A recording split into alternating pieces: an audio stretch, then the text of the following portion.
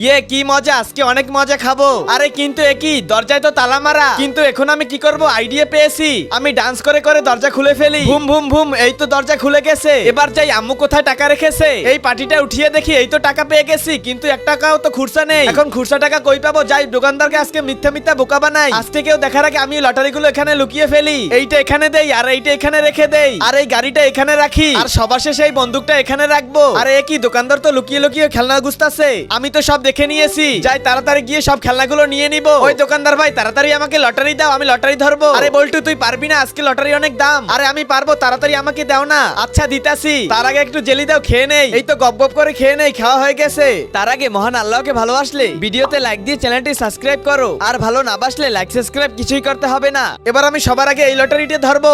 প্রথমে গাড়িটা পেয়ে গেছি। আরে কি গাড়ি বল্টু পেলো কেমনে? এবার আমি এটা ধরবো, এটাও পেয়ে গেছি। আরে কি বল্টু তো আমার সবচেয়ে দামি গিফটটা পেয়ে গেল, এখন আমার কি হবে? আজকে তো আমার ব্যবসায় লালবাতি।